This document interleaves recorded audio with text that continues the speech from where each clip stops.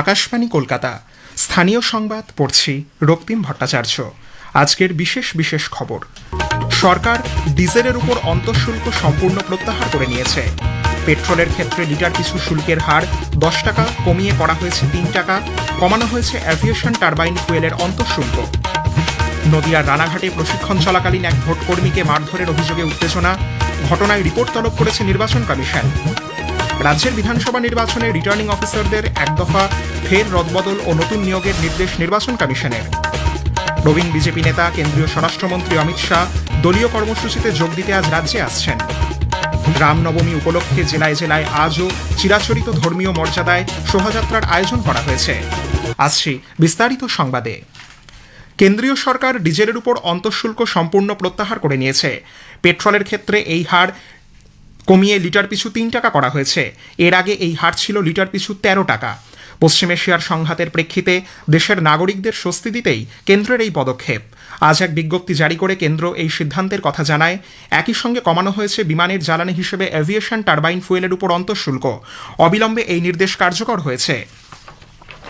কেন্দ্রীয় পেট্রোলিয়াম ও প্রাকৃতিক গ্যাস মন্ত্রী হরদীপ সিং পুরী আজ বলেছেন, মার্কিন যুক্তরাষ্ট্র ইসরায়েল ইরান যুদ্ধ এবং হরমুজ প্রণালীতে সৃষ্ট অচলাবস্থার মধ্যে আন্তর্জাতিক বাজারে অপরিশোধিত তেলের দামে তীব্র বৃদ্ধির প্রেক্ষাপটে সরকার দেশের সাধারণ মানুষকে রক্ষা করতে দায়বদ্ধ।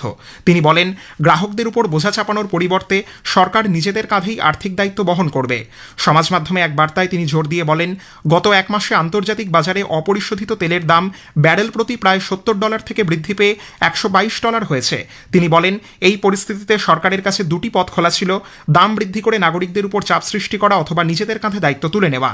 শ্রী পুরী বলেছেন, প্রধানমন্ত্রী নরেন্দ্র মোদীর নেতৃত্বে রাশিয়া ইউক্রেন সংঘর্ষ শুরু হওয়ার পর গত 4 বছর ধরেই সরকার তার দায়বদ্ধতা রক্ষা করে আসছে। পশ্চিম এশিয়ার সংঘাতের প্রেক্ষিতে উদ্ভূত পরিস্থিতি নিয়ে আলোচনা করতে প্রধানমন্ত্রী নরেন্দ্র মোদী আজ বিভিন্ন রাজ্য ও কেন্দ্রশাসিত অঞ্চলের মুখ্যমন্ত্রীদের সঙ্গে বৈঠকে বসছেন। ভোটমুখী 4 রাজ্য পশ্চিমবঙ্গ, তামিলনাড়ু, অসম, কেরালা ও কেন্দ্রশাসিত অঞ্চল পুডুচেরিতে আদর্শ আচরণবিধি কার্যকর থাকায় এই রাজ্যগুলি বৈঠকে যোগ দিতে পারবে না। ভিডিও কনফারেন্সের মাধ্যমে আয়োজিত এই বৈঠকে সংকটের এই সময় রাজ্যগুলির প্রস্তুতি এবং পরিকল্পনা খতিয়ে দেখা হবে। এদিকে মন্ত্রিসভার সচিবালয়ের পক্ষ থেকেও আজ বিভিন্ন রাজ্য ও কেন্দ্রশাসিত অঞ্চলের মুখ্য সচিবদের সঙ্গে পৃথক বৈঠক করা হবে। কেন্দ্রীয় অর্থমন্ত্রী নির্মলা সীতারমণ সুনিশ্চিত করে বলেছেন, সরকার পেট্রোল, ডিজেল এমনকি বিমানের জ্বালানির মূল্য কোনোভাবেই বৃদ্ধি করবে না। নতুন দিল্লিতে আজ সাংবাদিকদের তিনি বলেন, পশ্চিম এশিয়ার বর্তমান পরিস্থিতির কথা মাথায় রেখে প্রধানমন্ত্রী নরেন্দ্র মোদী একটি বৈঠকে জানিয়েছেন, দেশে বর্তমানে পেট্রোল, ডিজেল এবং বিমানের জ্বালানির কোনো ঘাটতি নেই। জনগণের স্বার্থে এই পরিস্থিতিতে এগুলোর মূল্য কখনোই বাড়া উচিত নয়। কেন্দ্রীয় পেট্রোলিয়াম ও প্রাকৃতিক গ্যাস মন্ত্রী হরদীপ সিং পুরী বলেছেন, লকডাউনের যে গুজব ছড়িয়েছে তার সম্পূর্ণ ভিত্তিহীন। তিনি বলেন, সরকারের এই ধরনের কোনো প্রস্তাব বিবেচনার মধ্যে নেই। সমাজ মাধ্যমে এক বার্তায় শ্রী পুরী আজ জানিয়েছেন, বর্তমানে বিশ্ব পরিস্থিতি স্বাভাবিক নয়। সরকার সামগ্রিক পরিস্থিতি গভীরভাবে পর্যবেক্ষণ করছে। তিনি বলেন, যে কোনো পরিস্থিতির মোকাবিলা করতে ভারত প্রস্তুত। রাজ্যগুলিকে দেওয়া বাণিজ্যিক এলপিজির পরিমাণ আরও 20% বৃদ্ধি করে 70% করল কেন্দ্র। পেট্রোলিয়াম ও প্রাকৃতিক গ্যাস মন্ত্রকের সচিব ডক্টর নীরজ মিত্তাল আজ একটি চিঠিতে বিভিন্ন রাজ্য ও কেন্দ্রশাসিত অঞ্চলের মুখ্য সচিবকে লেখা চিঠিতে জানিয়েছেন যে অতিরিক্ত 20% বাণিজ্যিক এলপিজি সরবরাহ রাজ্যগুলিকে বাড়ানো হচ্ছে তা ইস্পাত, গাড়ি, বস্ত্র, রসায়ন, প্লাস্টিক এবং রঞ্জক শিল্পকে অগ্রাধিকারের ভিত্তিতে দিতে হবে। কেন্দ্রীয় স্বাস্থ্য ও পরিবার কল্যাণ প্রতিমন্ত্রী অনুপ্রিয়া প্যাটেল বলেছেন, ভারত বিশ্বজুড়ে জেনেরিক ওষুধের প্রায় 30% সরবরাহ করে। লোকসভায় প্রশ্নোত্তর পর্বে উত্তর দেওয়ার সময় তিনি বলেন, ভারতের এই ভূমিকা গোটা বিশ্বে সাশ্রয়ী মূল্যে স্বাস্থ্য পরিষেবা পৌঁছে দেওয়ার ক্ষেত্রে অত্যন্ত গুরুত্বপূর্ণ। প্রধানমন্ত্রী নরেন্দ্র মোদী আগামী রবিবার আকাশবাণীতে মন কি বাত অনুষ্ঠানে দেশ বিদেশের মানুষের সঙ্গে তাঁর চিন্তাভাবনা ভাগ করে নেবেন। এটি হবে মাসিক এই বেতার অনুষ্ঠানের 132তম পর্ব। আকাশবাণী ও দূরদর্শনের সবকটি চ্যানেলে সকাল 11টা থেকে এই অনুষ্ঠান শোনা যাবে। আকাশবাণীর সংবাদ website, news on AIR mobile app, Akashvani ও দূরদর্শনের সংবাদ বিভাগ, প্রধানমন্ত্রীর দপ্তর ও তথ্য সম্প্রচার মন্ত্রকের ইউটিউব চ্যানেলেও অনুষ্ঠানটি শোনা যাবে।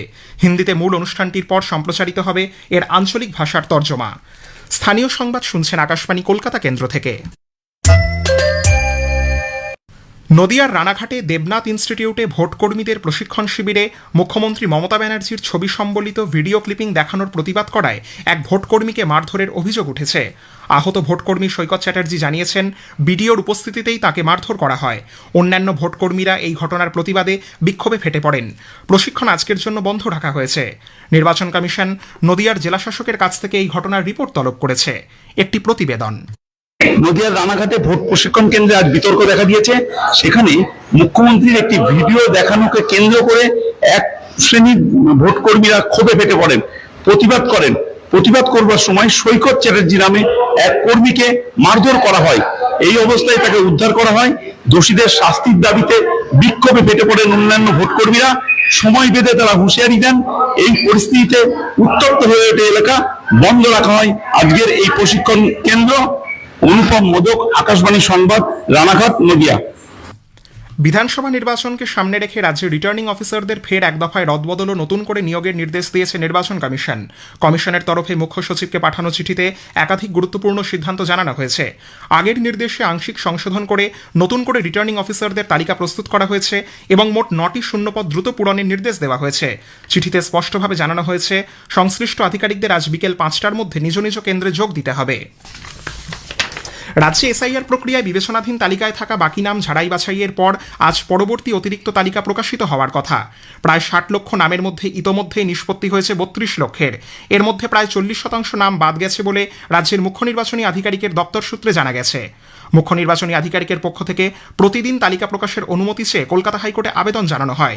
উল্লেখ্য, গত সোমবার প্রায় 10 লক্ষ ভোটদাতার প্রথম সাপ্লিমেন্টারি তালিকা প্রকাশিত হয়। ভোটের দামামা বেজে ওঠার সঙ্গে সঙ্গে জেলাগুলিতে শুরু হয়েছে প্রস্তুতি। দক্ষিণ 24 পরগনা জেলা প্রতিটি নির্বাচনেই নানা কারণে থাকে শিরোনামে।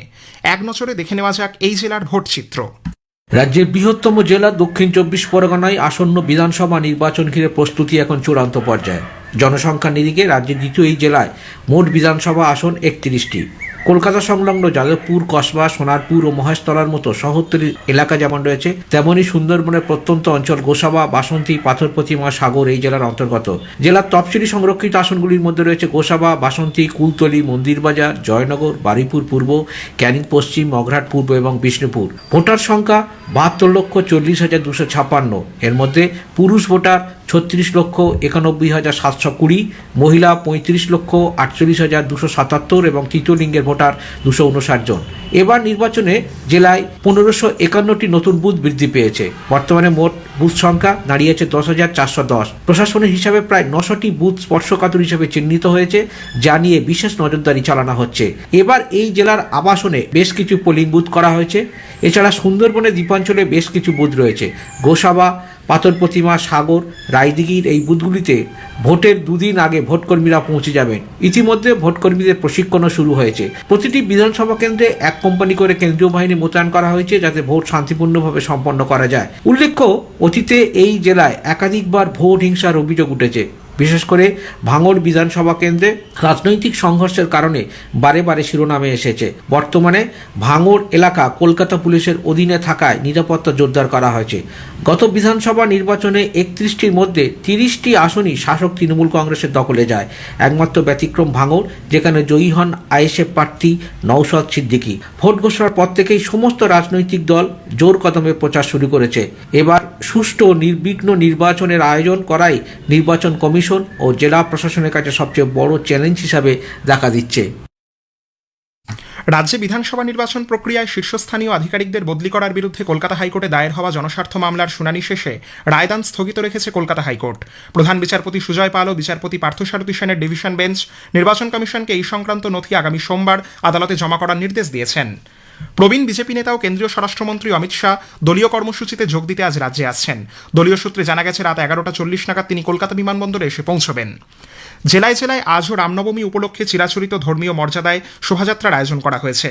রাষ্ট্রীয় স্বয়ংসেবক সংঘ, বিশ্ব হিন্দু পরিষদ, হিন্দু জাগরণ মঞ্চের সম্মিলিত নেতৃত্বে মুর্শিদাবাদের সবথেকে বড় শোভাযাত্রা আয়োজিত হচ্ছে বহরমপুর শহরে। রামনবমীকে ঘিরে ভক্তিময় পরিবেশে সেজে উঠেছে শিলিগুড়ির হিন্দি হাই স্কুল প্রাঙ্গণ। বাঁকুড়ায় রামনবমী উপলক্ষে প্রতি বছরের মতো এবারও বর্ণাঢ্য শোভাযাত্রার আয়োজন করা হয়েছে। শেষ করার আগে স্থানীয় সংবাদের বিশেষ কিছু অংশ আরও একবার। সরকার ডিজেলের উপর অন্তঃশুল্ক সম্পূর্ণ প্রত্যাহার করে নিয়েছে। পেট্রোলের ক্ষেত্রে লিটার পিছু শুল্কের হার 10 টাকা কমিয়ে করা হয়েছে 3 টাকা। নদিয়ার রানাঘাটে প্রশিক্ষণ চলাকালীন এক ভোটকর্মীকে মারধরের অভিযোগে উত্তেজনা। ঘটনায় রিপোর্ট তলব করেছে নির্বাচন কমিশন। স্থানীয় সংবাদ শেষ হলো। এর পরের খবর বিকেল 5টা বেজে 10 মিনিট।